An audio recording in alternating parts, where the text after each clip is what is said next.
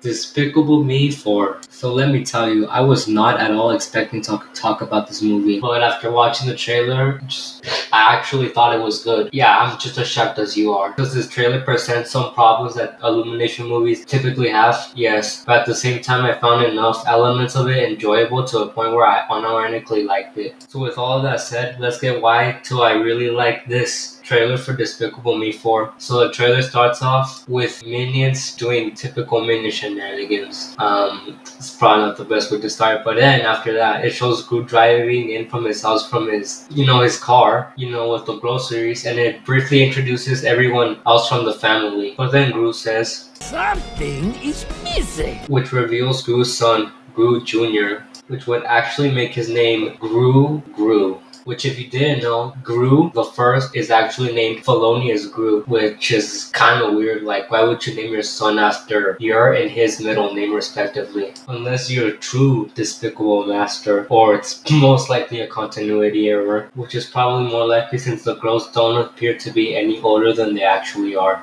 And about Gru Jr.'s character design, the color palette of him is actually pretty good. But the thing that kind of ruins it in a way is the big eyes. Like, I feel he design would be perfect if they just didn't give him big cute eyes, which is typical for your Illumination. And also this joke they tell, well, this quote unquote joke they tell with Gru Jr. where the son doesn't like the dad, but which seems kind of typical, but it just kind of shows how much of a despicable boss Gru Jr. is. After that, we get to this scene where Celia's Ramsbottom warns Gru and his family that their lives are in danger because Maxi Lamont has escaped from prison. And can I say how much I really like his design? I especially like how his bottom heavy coat contrasts with Gru's top heavy design a lot. Yes, am I a little annoyed that this villain obviously didn't exist until this movie? Yeah. Also, I'm wondering how Maxi Lamont got his insect bug machine, considering he was in jail for a long time, and he must have escaped like minimum like last night. After some scenes where Gru and his family get taken to a permanent living home, and minions being the minions, we get a whole taste of an action scene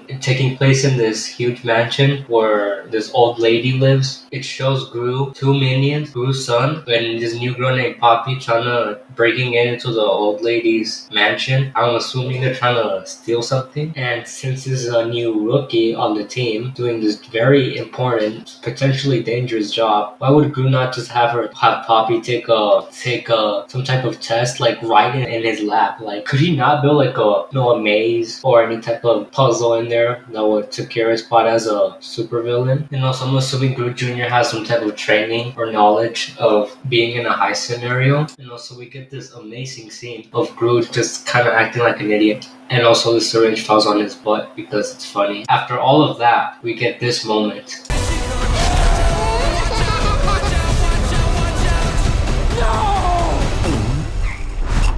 What?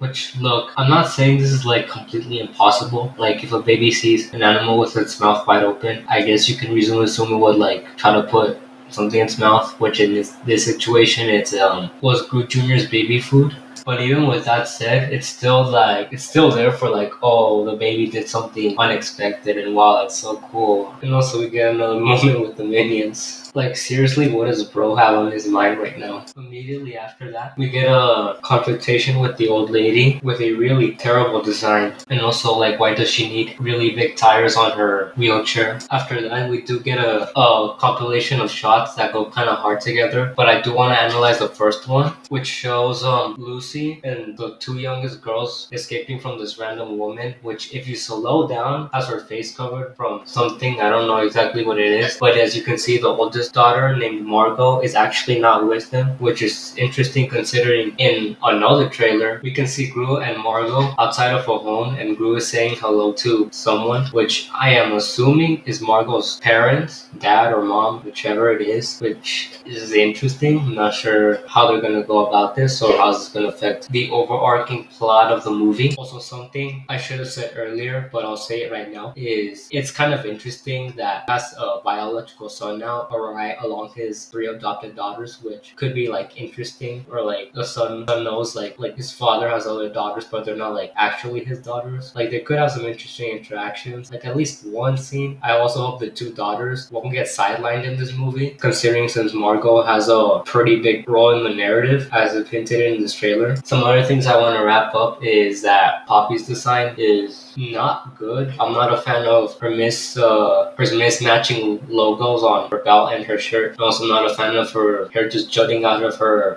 mask like that. Just looks kind of weird. And also, she isn't really shown much in the trailer. She doesn't even speak at all, which is kind of weird. I guess they really want to keep her as a secret. I think she might become the new protagonist, and it kind of shows that Gru might start to lending the role to someone else. So, in conclusion, Maximum all cool. Gru Jr. is truly despicable. I hope Poppy's the same. And I don't know, this movie's just kind of Illumination's generic stuff, but I do think it has some stuff going for it. And since Despicable Me is like the least generic and boring out of their three franchises, I can hope to find some of the things about it, whether it's good or ironically funny in a way. We'll be watching this movie when I have the chance.